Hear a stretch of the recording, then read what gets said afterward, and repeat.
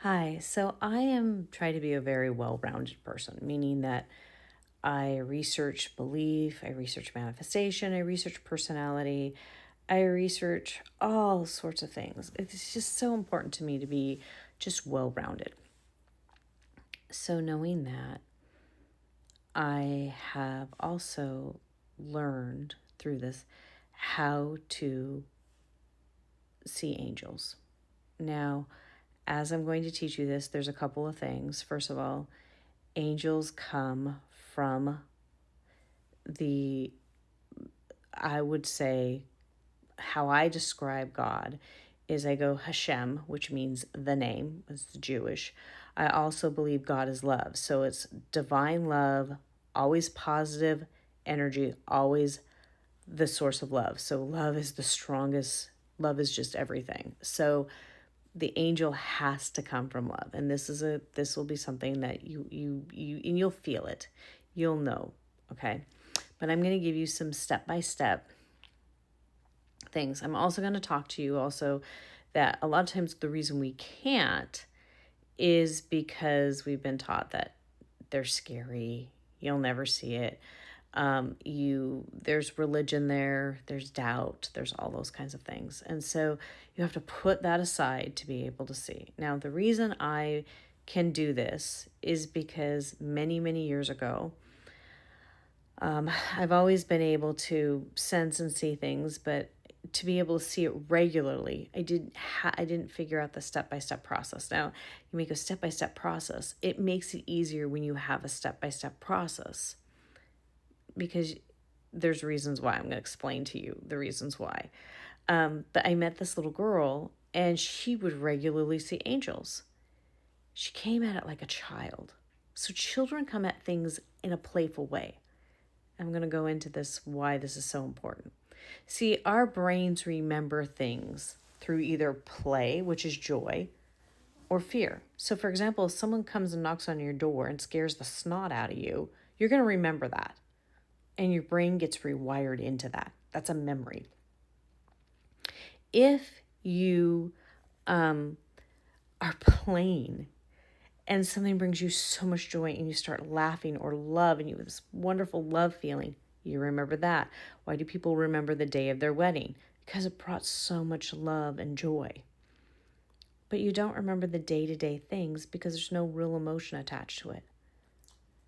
So when you're going to go and discover your angel, this is why I wanted to bring the love piece up, it's so important to find love in that moment and come at it from a love and joyful perspective, okay? So I'm going to give you the easiest way to do it. So you are supposed to do this from a fun, playful perspective. And your angels want you to know who they are. Now, I've done this with lots of people. I'm going to tell you, everybody, when I've done this in groups, they'll see the same thing. It gets really cool. Sometimes angels' hair colors will change. Just, I don't know why it does. Sometimes their eye colors will change just like human beings' eye colors will change. However, we have to do this in a meditative state and you go with your first impression. And what I mean by a meditative state is it's asking questions, simple childlike questions. But before I go into that, I'm going to tell you some people will see it like you see you and me. Some people will perceive it and get more of a, that's what that's like. So it's like right now I'm perceiving my car is out in the driveway. I don't actually see it, but I know it's there. I want to make that other piece clear before we start asking questions. So these are some of the questions you'll ask. I wonder what color hair does my angel have? So you go ask the question, what color hair? The first thing that comes to your mind, you go with. Then you go, what color eyes? And you start asking these simple questions. Then you go into, I wonder what their name is. What's your name? Then you get their name. Now, sometimes names can be challenging because sometimes there's some names that are going to be harder for us to grasp. and they might be a little weird. However, if that's not coming to you right away, then you go to the next question. What kind of things do you do for me? Because a name might come later. And then you start building into the conversation. It's almost like the first meet and greet, but you're asking questions because you've been blindfolded. So you're taking that blindfold off. And so as you're asking those questions, it's kind of like, what color hair do you have? What do you like about me? You know, what you ask these questions and you have fun while you're asking the questions. But start with hair. Hair is a really good one. Eye color is a really good one because you're starting to visually start to see them. You can ask how tall they are. You can even ask what age group they fall into. Now you may say that's kind of weird.